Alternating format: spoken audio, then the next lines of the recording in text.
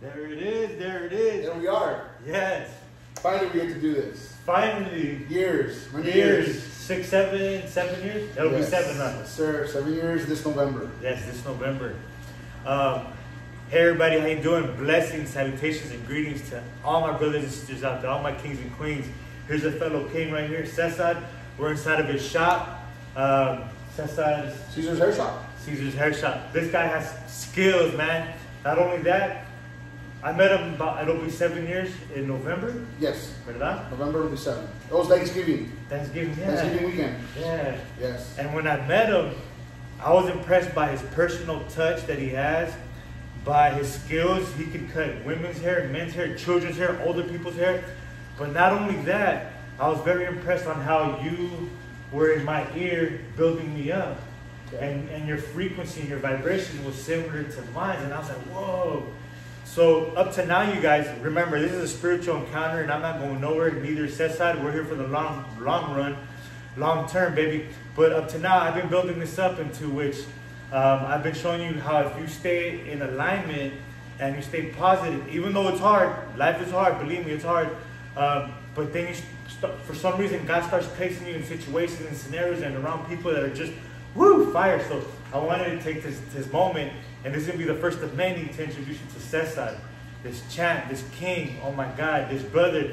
And we're going to share and learn from his story, and we're going to grow off of that in the hopes of giving you guys hope to go ahead and dig deep of yourself and within you and really let go of that fear, let go of whatever's holding you back and dig in deep and find that greatness that is within you.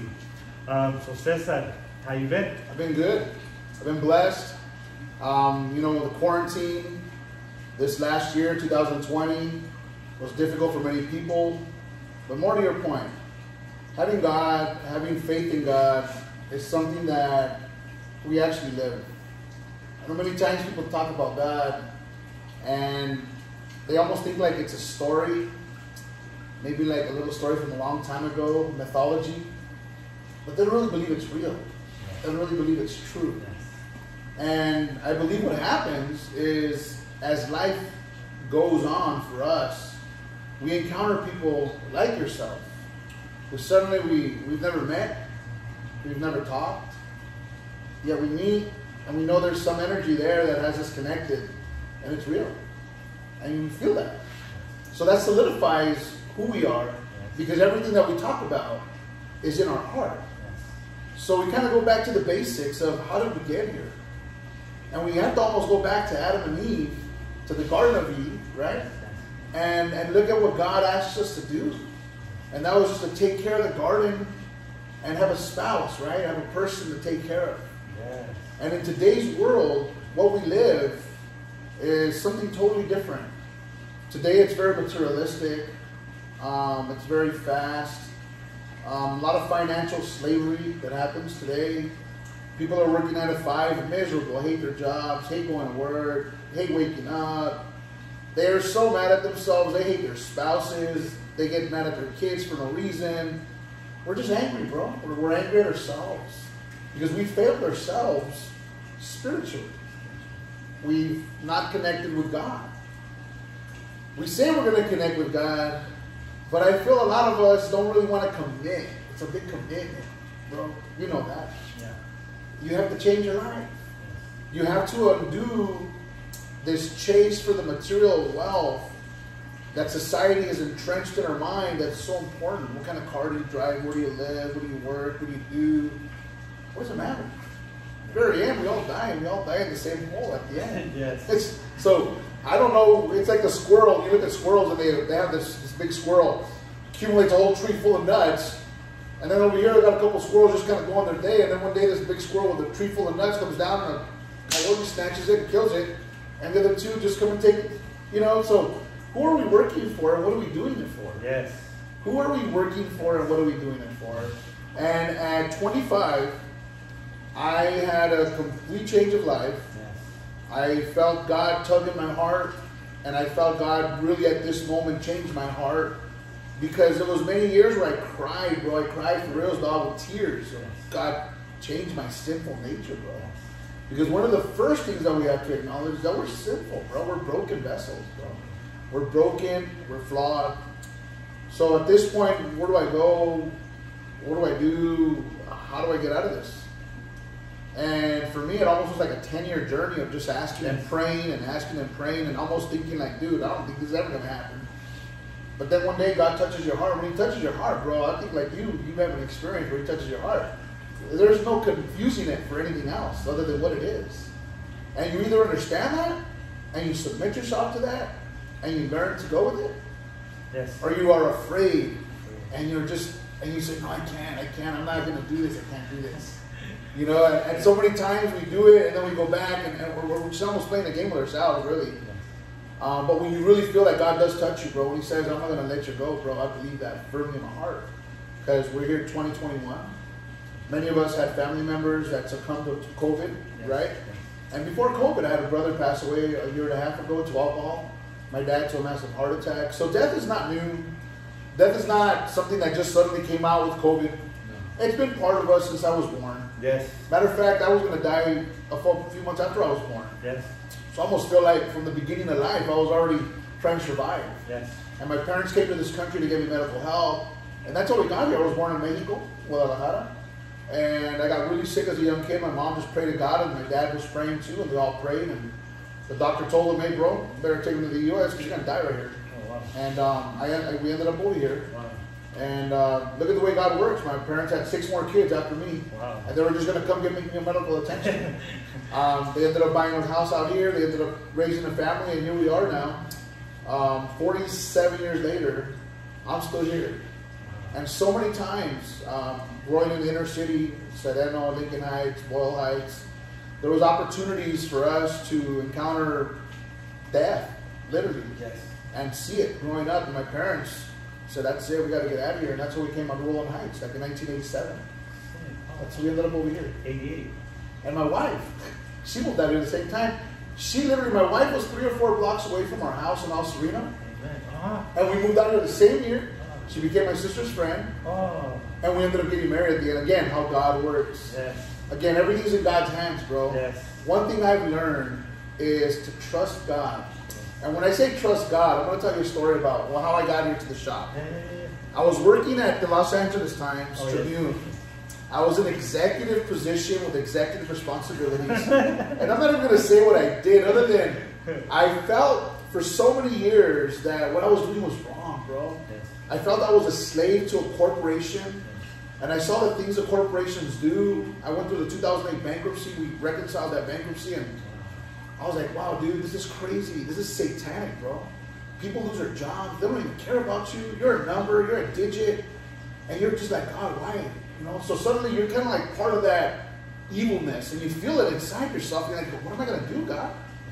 Well, God has ways of telling you. I had a Christian man, Ron. He owns Imperial Rubbers in Chino Hills. He came to me one day in my office and said, Caesar, you don't belong here, bro. God has something bigger for you. And at that time, I was like, dude, what?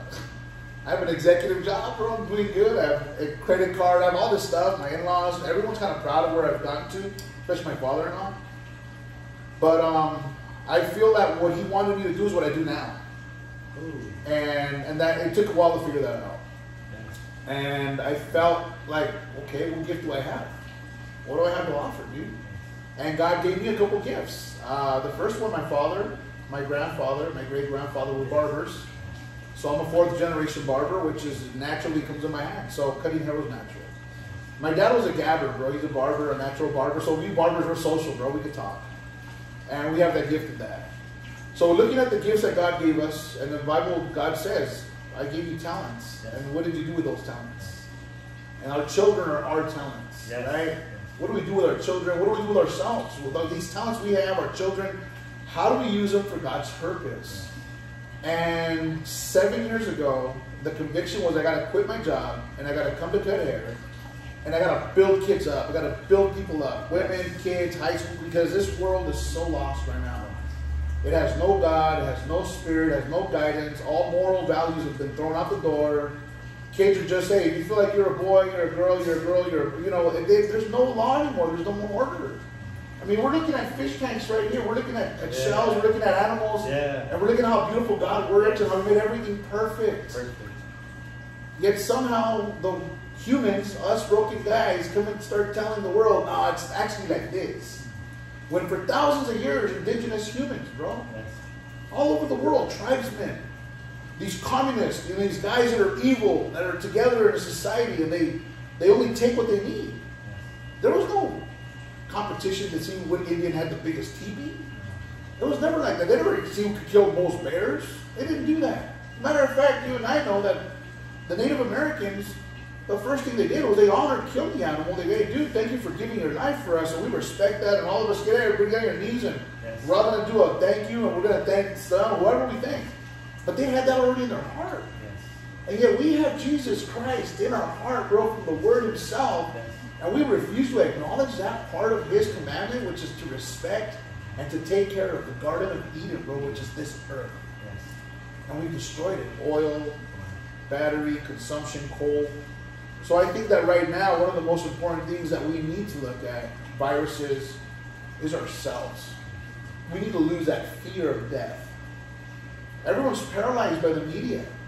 I remember growing up as a child in Los Angeles, I would see people get killed, bro.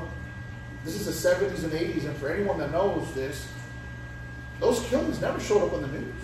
Never made the news. It was raza, bro. Black on black crime, never made it. It wasn't until it got into the rich areas, you know, people got money, they started getting killed, then they got all worried about it, then they said, oh my God, we need to take all these guns away. But forever and ever, that was never a purpose. Why? Because there's an evil work at work in this world right now.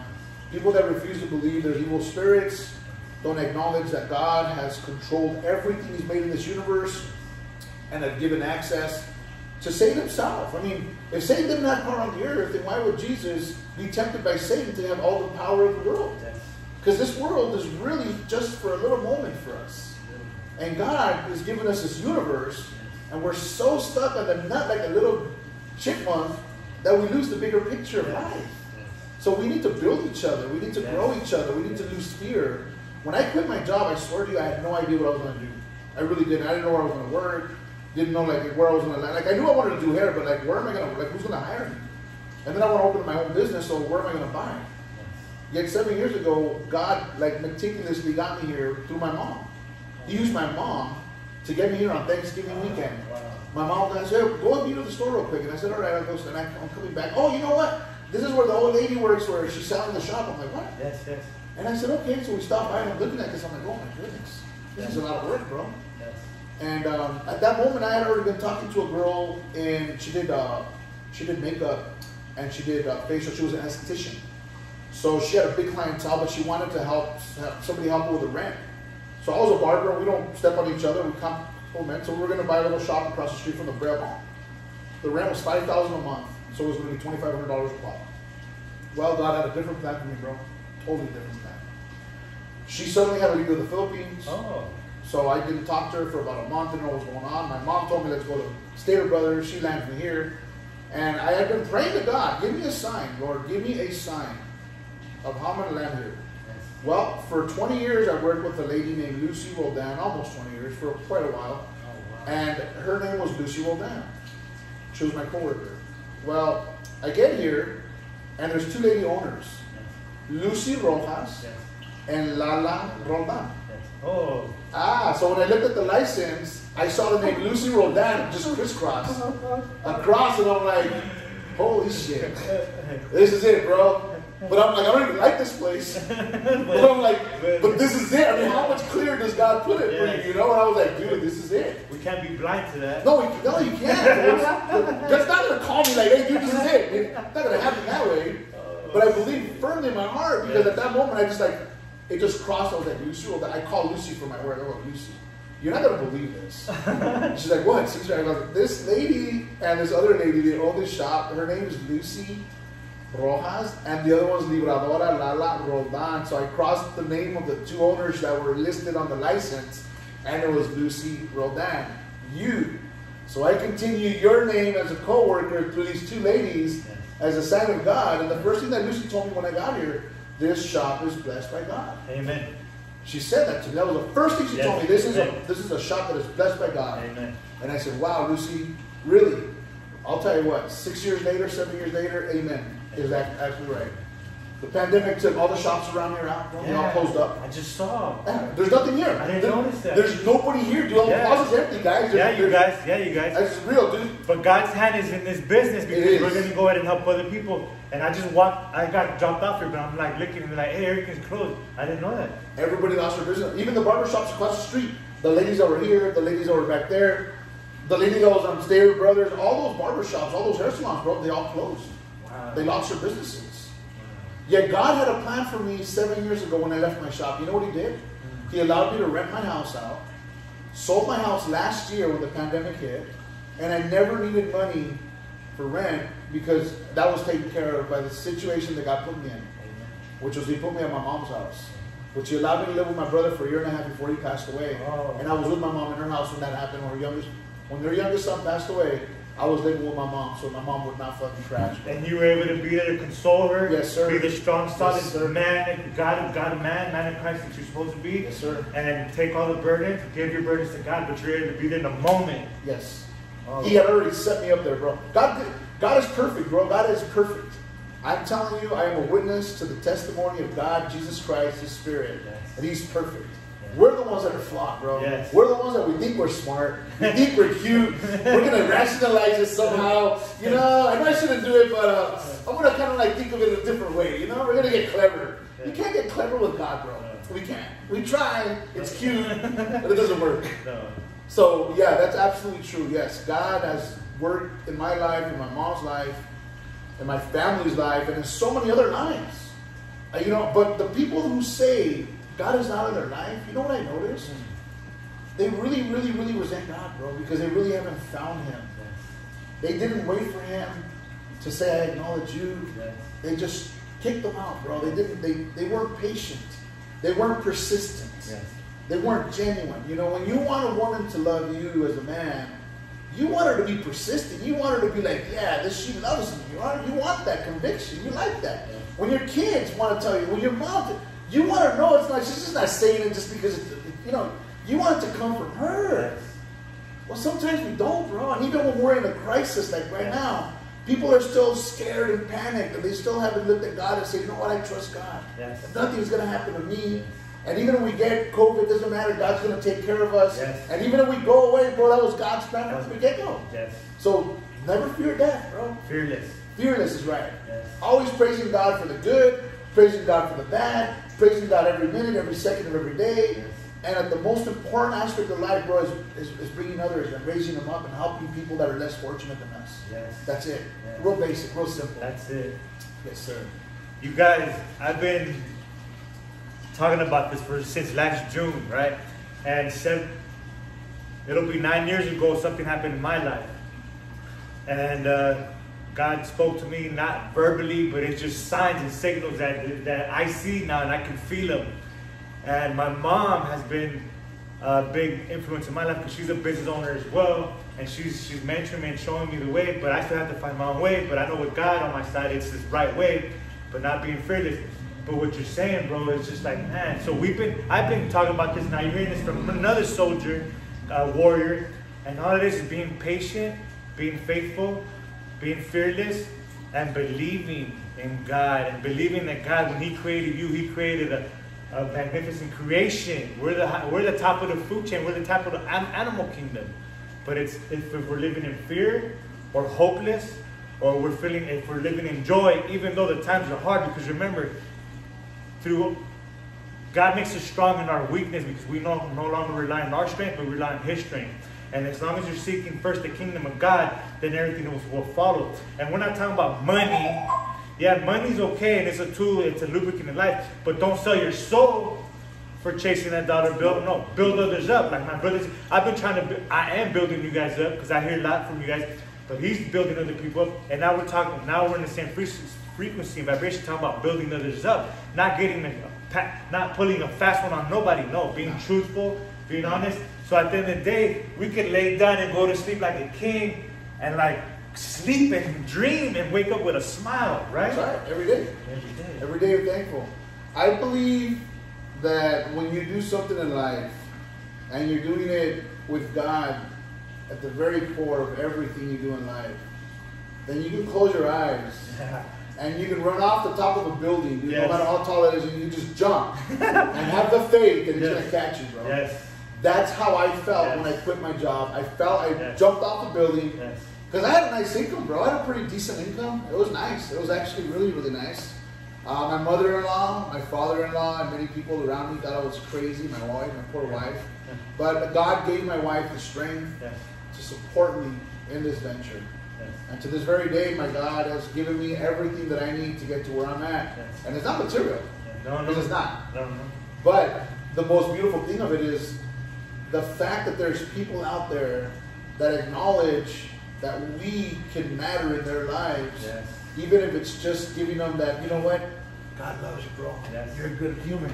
You know, that's it. Because sometimes we just need that. That's it. We don't have to give. I'm gonna make something funny, but God doesn't need my money, bro. No. God doesn't need our money. I'm gonna say that right now. For all the people that talk about money, I go, bro, I'm gonna tell you what. God don't need your money, dog. He don't need your money. He don't care about your money, dog. He cares about your heart. He cares about your hands. What do you do with your hands? Can you feed the hungry? Can you give a blanket to the homeless? Can you feed someone that's hungry, bro? Can you do that? And if you do that for God, bro, that's more than all the money. Because the money, it could be in a pallet, bro. You could have $10 gazillion in a pallet. Like Bill Gates and these guys. And what are they doing with it?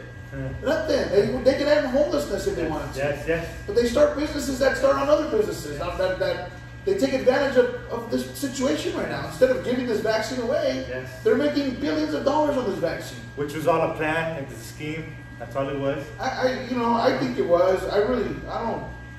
It's too much. I don't know, dude. Coincidence. I'm not too political, and I'm not too much of a person that gets into that stuff, because at the very end, evil is satanic. And we see it with our own eyes. Clear. It's very clear. Just open your eyes and see what they're doing. Their intentions. What are their intentions? And when you see that money is at the profit, at the root of everything these corporations do, there's nothing good out of them, bro. No. They can say this, oh yeah, we're helping this, we're helping that, but dude, they're not. They're not doing anything like that. That's why with Caesar, I bumped into a neighbor of mine. She's a young lady. How you doing? She has 2 boys. She told me, without me even asking, without her knowing, we've been planning to sit down and whatever happened, but now we're here today. But I was going to come see him today. I saw her Saturday, and she's like, yeah, my boys got the haircut from Caesar. And I'm like, great, because I know they're in good hands. And she's like, yeah, he talks to them right, he builds them up, he knows how to. And then she's like, he even painted my hair. I'm like, your hair looks nice. Cool. Because of the risk that Caesar took in his life to listen to God, he's making an impact. And the abundance is here already. Abundance of peace, love, joy, and he's being a good role model to his own kids, right? Absolutely, I have 2 kids. Right, 2 kids. And his wife, and now his wife is leaning on him. She never let go of him. So this is way better than the money. The money's going to come, but we're not going to use it as that. We're going to use it to maybe make more barber shops and build training facilities. I don't know. Me, build orphanages, churches, and help single mothers and brothers and sisters that are dealing with alcohol and drug issues, which is really emotional, and build training centers. That's what I do. But with that money, I think that's a great idea. Right? I think that as a community, we can help other people grow with their dreams. But we have to be open to allowing ourselves to give to the next generation and to remember where we came from. Never forget where we came from, bro. We came from humble beginnings. Let's go back to the humble people and let's go lift them up, empower them, and bring them along the right so they know what it feels like to have everything that God's given us and for them to enjoy at the highest level emotionally. It's the most beautiful thing we can share with humans. And that is more valuable than any currency of money you can give me. Yeah, we'll use it, but we'll use it for the right reason. Is our main goal making money? No, it's to make a difference on our communities and our people, starting with ourselves and in our family. And then imagine, my family got the flu. And I was able to go through all the pain that I went through before, destruction, misery, and chaos, and thinking of life, me. That was all in preparation for when that day came. I was able to be there with my mom like this and hug and hold her and feed her and massage her and just be there. And sometimes be quiet, but just to be there and listen to her breathing and not be all panicky and nervous because then she's nervous. Now my brother here, everything helping in alignment because he was in alignment and his spiritual antenna is facing north and south. So he's going to receive the message every day, whether it's in Lucy, Paldamano or Lala. Lucy, but the last name of it, his old co-op is Lucy. Yeah, Rodan. Now he comes here, the owners are Lucy and Lala, Lucy Rojas and Lala Rodan. That's a message. So when he had to move back in with his parents, oh man, I failed, I sucked. No. God has a plan. Yes, and I trusted that plan. And he trusted him, and he placed him in a situation where he could be there for his mom. Yeah, and my brother. And his brother. And then when your dad passed away, right? My condolences. Yeah, that was, my father passed away first. He died of a massive heart attack. But I'll tell you a story with him. He told me from the moment I was a young little kid, my parents got divorced when I was 16. And a promise always made me, I'm going to buy you your own barbershop. He never did. But I bought my own barbershop with the money that I made in corporate. And my father was here to cut hair in this barbershop that I bought. Really? And he saw me complete my own dream. Really? And even though he didn't buy it for me, I was very proud of having him cut hair in one of these stations here. Really? And one of the last haircuts he did, he cut my sister's, my little nephews. And a week after he passed away with a massive heart attack. So the fact that he was here, and we were reconciled, bro. God had reconciled us already, me and him. We were, because my dad and I didn't like my dad, bro. I wanted to kill him. I was part of my life, bro. I wanted to kill my dad at a young age.